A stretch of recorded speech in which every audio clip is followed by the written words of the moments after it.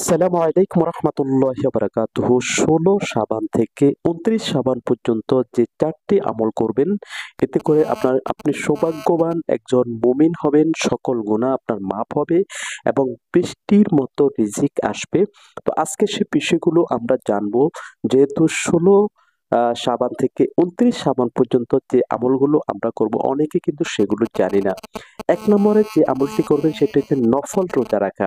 কারণ হাদিস শরীফের মধ্যে এসেছে রাসূলুল্লাহ সাল্লাল্লাহু আলাইহি সাল্লাম যখন শাবান মাস আসতেন, তখন আল্লাহর রাসূল সাল্লাল্লাহু আলাইহি সাল্লাম বেশি, বেশি করে নফল রোজা রাখতেন। তো এই নফল রোজা রাখতে পারবেন আপনারা অবশ্যই যে ২০ আ শাবান পর্যন্ত বা ১৯ শাবান পর্যন্ত আপনারা এই রোজাগুলো বা ২০ শাবান পর্যন্ত আপনারা এই নফল রোজাগুলো রাখতে পারেন। এরপর ২ নম্বর হচ্ছে কাজা রোজা রাখা। যাদের রোজা কাজা হয়ে গেছে, অর্থাৎ যে সমস্ত আমাদের মা-বোনরা রয়েছেন যাদের রোজা কাজা হয়ে গেছে, তারা এই সময়টাতে অর্থাৎ পয়লা শাবান থেকে ২০ শাবান পর্যন্ত কাজা রোজা রাখতে পারেন। ৩ নম্বর হচ্ছে বেশি, বেশি করে দান সদকা করা। রাসূলুল্লাহ সাল্লাল্লাহু আলাইহি সাল্লাম যখন শাবান মাস আসতো, তখন রাসূলুল্লাহ সাল্লাল্লাহু আলাইহি সাল্লাম বেশি, বেশি করে দান সদকা করতেন।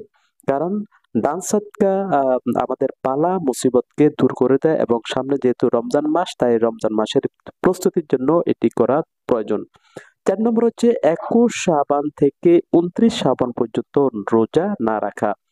অনেকে কিন্তু জানে না যে সারা মাস অর্থাৎ শাবান মাস পুরোটাই কিন্তু রোজা রাখা যাবে না।